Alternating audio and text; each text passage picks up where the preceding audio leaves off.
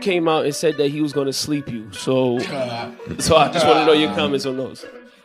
Why he ain't take the fight in the beginning? You know what I'm saying? Bro, I ain't be talking, bro. I ain't gonna lie. I'm trying to tell you, I'm really different. He gonna see firsthand. Cause he gets hurt a lot. He's flat-footed and he been dropped multiple times. When he get hit by me, it's gonna be different. Vergil Ortiz Jr. wasted no time firing shots at Xander Zayas after Jaron Ennis stopped him with a devastating 7th-round TKO. Instead of simply congratulating Ennis, Ortiz turned his attention to Zayas and delivered a brutal message. Taking to social media, Ortiz accused Zayas of giving up after the final knockdown, saying he looked toward his corner instead of trying to continue. Ortiz wrote on X, "Xander, you looked straight to your corner after you got dropped that last time. You're a pussy. You did better than I thought you were going to do, but you're a quitter. I can't believe I just saw you do that." Ortiz didn't stop there. After noticing that Zayas managed to connect with several powerful right hands during the 3rd round, he shifted his focus to Ennis.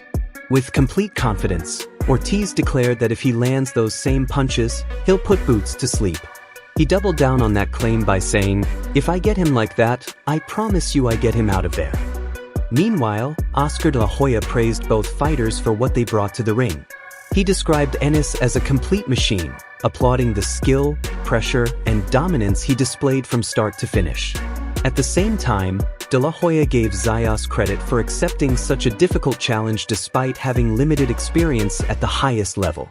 He also expressed confidence that the young Puerto Rican star will learn from this setback, make the necessary adjustments, and come back even stronger. Ennis, what a great fight. You are a machine. Zayas, a little inexperienced, but you will be back. You're a great fighter. Let's make the biggest fight in boxing today. Vergil Ortiz, Ennis, let's go!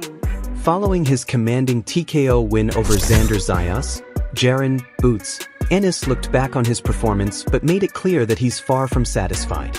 Even after such an impressive finish, Ennis emphasized that he's still chasing improvement and believes there's another level he can reach.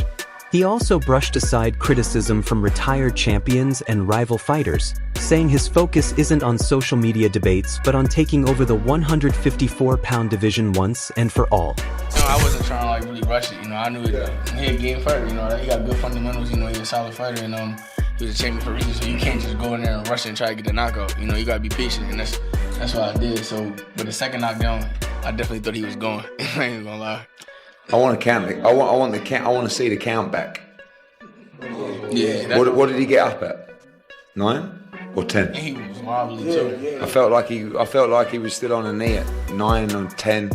I don't believe he was on his feet. Ennis also addressed the recent remarks made by Vergil Ortiz Jr., questioning why their fight never came together when opportunities were available in the past.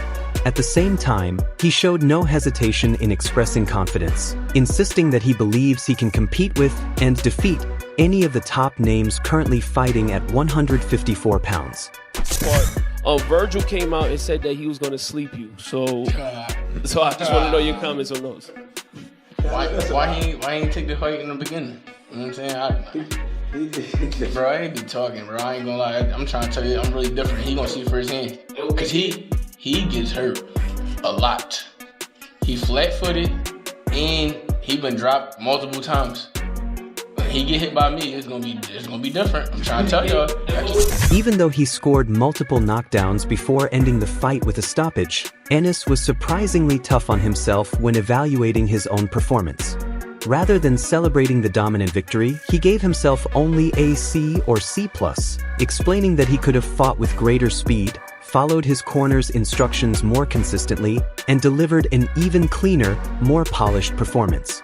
My performance today, I gotta go back and watch it. I'll probably give myself probably like a C though. I know I'm way better than that, and like a C+. I'm way better than that. I was to the corner a little bit, not too much. It was telling me to do speed, and I was one shot popping. It's the shots that you don't see. I should have been using a little bit more speed, but everything is gonna be good. We're gonna go back to the lab and get ready. And take over this division, sharpen up. After Jaron Ennis' dominant knockout victory over Xander Zayas, his longtime trainer and father, Vergil Ennis, shared his thoughts on both the performance and the criticism his son continues to receive. Vergil pushed back against the claim that Boots absorbs too many punches, arguing that many fans overlook the defensive skills and subtle movements that make him so effective inside the ring. It didn't bother me. You see me? It didn't bother me at all. I know what he can do. And he can take a shot. You know what I mean? All y'all guys talking about Boots hit a lot. Y'all don't say anything about the other guys that hit. That's because Boots is relevant. You know what I mean? Boots is out there. Boots don't get hit that much. You see how many times he got hit? That's what I'm saying. Y'all keep on saying that though. Y'all gotta start speaking the truth, man. But the other guys get hit, they be get knocked down, all that. He don't get bruised enough. He don't get a mark on his face. And he rolls with the shot, bro. I mean, he get hit with some tight hard shot, but he rolls with the shot. According to Vergil, Ennis does an outstanding job of rolling with punches and taking the sting off incoming shots, allowing him to minimize damage throughout a fight. He pointed out that Boots consistently leaves the ring without noticeable injuries, which, in his view, is clear evidence of his defensive awareness, ring intelligence, and ability to control exchanges. And he forced that kid to speed up because he came in wanting the box, but it seemed like Jaron didn't let him do that. No, you see he could outbox him too. You saw what he was doing when he was jabbing. How many jabs he was hitting me with? In the you know first what I mean? 10 seconds. He can do that, but he loved to fight. That's why these people come to see him, man. Yeah. He put on the show, man.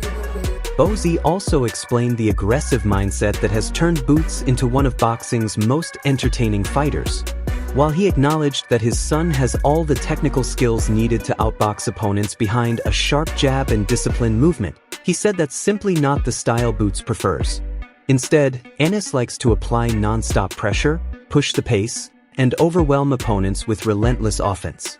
Rather than settling into a cautious tactical battle, his goal is to wear fighters down both mentally and physically from the opening bell until the fight is over. A good fighter. I like Xander. Xander one of my guys that I like, man. That's why you see me hugging him. He's one of them top guys, man. To me, he's a good fighter, man. But I knew he couldn't do nothing with Boots. Do you think that with this run, what we're doing, a little bit of adversity, now he can take the team to another level? Man, I told you something. When y'all ain't seen the best of him yet, they gotta bring it out about my son. You know what I mean? You see when he bring it out, he get nasty. He like to knock everybody out, but I tell him relax. Gotta relax, take your time, man. You know what I mean? But he get excited, man. He like to. Looking ahead, Vergil identified potential matchups with Sebastian Fundora and Vergil Ortiz Jr. as the kinds of elite challenges that could bring out the very best in Boots. He believes those fights would not only excite boxing fans but also give Ennis another opportunity to prove that he belongs at the top of the 154-pound division. Oh, no. I don't know. I mean, he's supposed to bring out the best. You know what I mean? You know? But Fundora, I like Fundora. Whatever name, Fundora. I like to fight him. I think Ortiz. That'll be a good fight, Ortiz. Following Jaron Ennis' impressive TKO victory over Xander Zayas, former world champion Teofimo Lopez weighed in with his assessment of the fight and its impact on the future of the 154-pound division. While Lopez praised Ennis for overcoming difficult moments and eventually securing the stoppage, he also suggested that the fight exposed certain habits and openings that other elite contenders could study and potentially use in future matchups. I mean, you overcame some kind of hard spots there. Yeah, man, absolutely. I see things, though, that I think other champions in that weight class or contenders can capitalize. I'm not there yet. I'm at 147. We'll go from there, but anybody at 154, I hope they saw what I saw tonight. At the same time, Lopez gave plenty of credit to Xander Zayas for the determination and heart he displayed throughout the contest. Despite suffering the first defeat of his professional career, Lopez said Zayas showed the mentality of a true champion by continuing to fight through adversity and refusing to back down. Xander, brother, you put up a tremendous I'm so proud of him, man. He showed a lot of grit, heart of a champion. But I think the main thing that I loved about Xander is that he literally got the experience. He's got it down pat. When he got hurt, he was bouncing and jumping around, like moving his legs, waking him up. You know, but hey, it happens. Showed tremendous heart, right? He kept getting up over and over. It was even stopped by that corner. It wasn't even him. Yeah, but hey, you know what? That's boxing for you, but he shows that. Former two-division world champion Danny Garcia believes Jaron "Boots" Ennis is entering the toughest and most important stage of his career after his impressive win over Xander Zayas. Garcia described Ennis as a fighter who is currently at his physical and mental peak, adding that his competitive mindset and willingness to embrace difficult challenges make him especially dangerous. The older he gets, 33, 34, 35, that's when he becomes, I think that's when he becomes the type of fighter you can't hit. You know what I mean? So what would you kind of tell him in terms of like trying to shore up the defense? Because he got hit It's just, it's not really about, when you throw, you're gonna get hit. You know, he loves fighting. He's a fighter at heart. Like I said, with age, the older you get, the smarter you get, the more wiser you get. Then you realize, like, I take less risk and I become more of a boxer. He has that ability. But now he's young and he's in his prime, he's the dog. Looking toward the future, Garcia discussed several exciting options for Ennis at 154 pounds. Among the biggest names he mentioned were Vergil Ortiz Jr. and Sebastian Fundora. Garcia noted that Fundora presents a unique challenge because of his exceptional height, reach, and awkward style, making him one of the most difficult opponents in the division. Fundora, yes. Vergil is, that's Boot style. He likes when people come to him. You know, you can use all his tricks. It's not gonna be nothing. You don't have to figure nothing out. It's gonna be right in front of him. But Ortiz is a warrior, so he's gonna be like Xander. He's gonna fight to the end. But Fundora gives anybody problems. Just because he's 6'7", 154 pounds, southpaw. They made him in a lab somewhere. Garcia also pointed out that moving up through the weight classes becomes increasingly difficult with every step. As fighters enter heavier divisions, opponents are naturally bigger, stronger, and more experienced, meaning every new challenge demands an even higher level of skill and preparation. Vergil was a 147-pounder at one time. He was coming up, so he's like Ennis. More 147-pounders who's coming up. The guys like it's always the guys who give you problems are the guys when you move up. They've been at that weight. Yes, those are the guys that give you hard problems. But if I'm 140 and I fight a 140 pounder at 147, it's gonna be the same thing. But when you go up and you fight a guy who's been there for 10 years, those are the guys who give you a hard fight because they're naturally bigger and stronger. Garcia reserved special praise for Xander Zayas, applauding the young contender for showing tremendous courage and determination despite suffering defeat. He explained that once a fighter reaches championship level and begins collecting world titles, there are no easy routes left. Every opponent is dangerous, and there's rarely an opportunity to rebuild confidence against lower-level competition. I thought he did great. But you know, he still has some height on him. Let's see you, bro. Yes, sir. I thought he did great. He did good. But you know, when you got 2 belts and you're 23, you can't really take a step back. You know, that's what comes with it. You got. There's no turning back. There's no turning back. You got 2 belts. You're a young champion. There's no turning back. So he did what he had to do.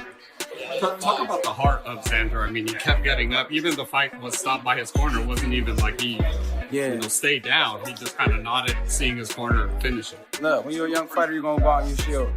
That's why people want to see young fighters fight, because that's the type of fight you're going to get. They don't want to see older fighters who just have some money.